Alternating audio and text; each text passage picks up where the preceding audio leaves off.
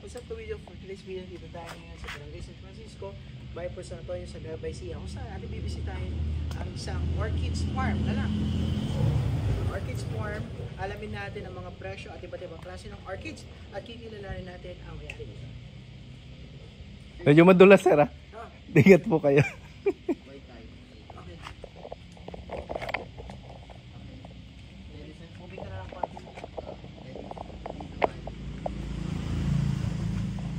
What's up mga ka-video for today's video?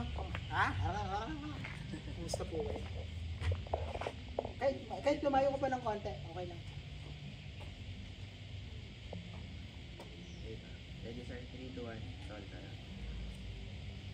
What's up mga ka-video? Kamusta po kayo for today's video? Nandito tayo ngayon sa Barangay San Francisco, sa bayan po ng San Antonio, sa lalawigan po ng Nueva Ecija, kung saan ating bibisitahin ang isang napakagandang orchids farm. At the same time, kikilalanin po natin yung may-ari dito at aalamin po natin yung mga presyo at iba't ibang klase ng orchids na matatagpuan dito sa kanilang farm. Let's go!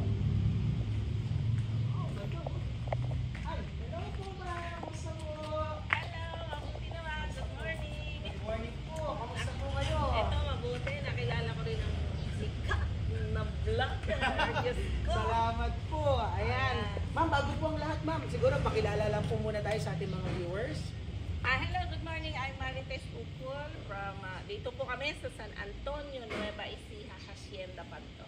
Ayun. PME. Ayun, nice, no? Talagang very active si Mami, no? Marites, no? Parang Yes. sikat na sikat yung pangalan mo, Mami. Ay, grabe. Sikat. Worldwide. Yes. Kita po namin dito, no, Mami, ang dami niyo pong mga klase ng orchids. Alamin lang po natin, no, paano po yung nagsimula itong farm po ninyo? Hobby lang. Hobby noon. Tapos, after noon, posting. Hindi ko alam saan magbibenta. Isa-isang box lang. Tapos nood kami ng sine. And then after that, hindi ko alam magbo-boom. Mag-order, isang box, dalawang box. Naging 5.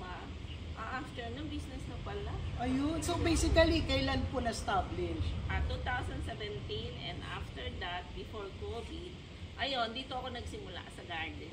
Parang garden setup lang noon. Yes. Parang sa inyo lang, kumbaga, Doon lang. pang relaxation nyo lang po. Oo, nag-order lang sa online 10,000. Sumunod 20,000. Di alam na Ano yan? natin. 10,000 na pieces? O Pesos. Pesos? Puhunan ko nun, una, mga namamatay kasi yung aking alaga. So, nagpapalay kami, no, namamatay lang. So, sabi ko, sila ng daddy niya, nagpapalay. Sabi ko, mag-garden nga ako kasi season na ng palay. Yes po.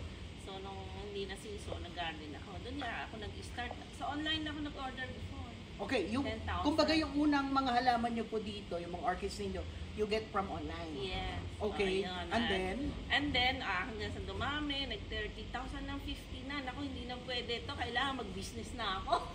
Yari ako sa dati niya. Ayan. So, yun, naparami po ninyo yung mga orchids ninyo. Then, 2017, or Yes. kailan kayo unang nagbenta?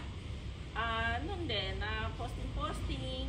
After that, yung binili ko na yon, kailangan kasi maibalik ko yung money. Puhunan. Yung puhunan. So, kailangan mag-posting, ganyan. Tinry ko lang. Tinuruan ako ng mga anak ko mag-posting. Siyempre, hindi naman tayo sanay na mag-ganyan, ano. So, tinuruan nila ako isa-isa. Ayan, kasi natuto ko ngayon. Before COVID, ayun, posting. And then, ng COVID time, ayun, hindi ko alam, mabili na pala noon. Okay. So, dahil kung natatandaan po natin ng mga ka-video, nung panahon ng COVID, lumabas at dumami yung mga plantito at plantita. Yes, hindi ko ini-expect yun.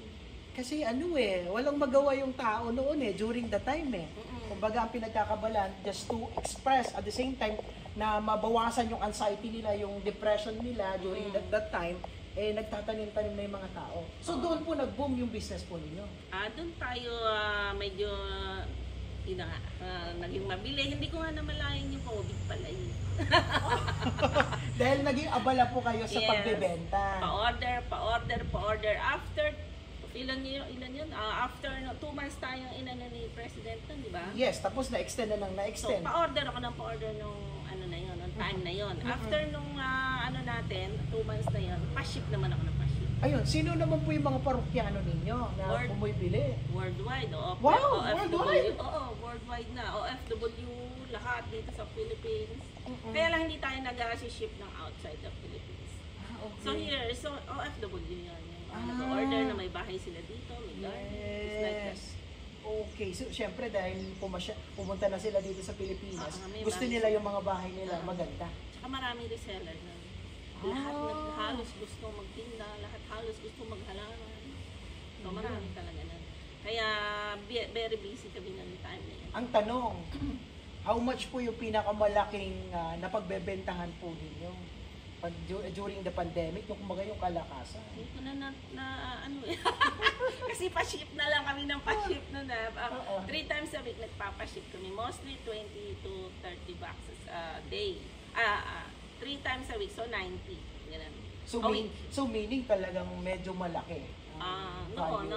Ngayon is regular lang. Yan. Kasi tapos okay. na yung COVID eh. Yes. So pero ongoing pa rin naman, may Yes, mga yes. bumibili pa rin. Ang business naman kasi is tiyagaan. Pagka kasi, yung katulad ng nag-COVID, maraming naghinto. Ako hindi ganun ako sa business. Diretso lang. Okay. Tiyaga. Ma'am, bago po kayo napasok dito, ano po ba yung pinagkakabala ninyo or ano po ba yung ginagawa niyo before? Kami ay marami. Before, nagpapalay kami, bigas, rice farming. Rice farming. Yes po. Nag-remailer kami nila Charlie sa Bukawi. And then, may tindahan ako dyan before. Malaki din, groceries, baboy, ayan. So talagang nasa line of business po kayo? Yes. Yan yung mga pinag-aaral namin. Kami ang pioneer ng Pilmico. Pioneer kami dito. Yes, Ito ang demo area ng Pilmico. Okay, dahil po sa mga binebenta po ninyo, mga nasa parang integrated farm, no? Oo. Ngayon, LSA na tayo ng agritourism. Ano pong ibig sabihin ng LSA? Ano nga ba? Sabihin mo. Learning site for agriculture. Ha? Learning site. Learning site for agriculture. Baka kumamali sir. Ayan, just to be sure, no? Yeah. Para sigurado lang. Anyway, ma'am, tinatanong ng ating mga kabidyo, ang ganda po ng mga orchids natin dito. Pwede ba natin malaman kung ano yung may pinakamura at yung pinakamahal na binibenta yung orchids at ano yung mga iba't ibang klaseng orchids meron po kayo? Saan po tayo magsisimula na?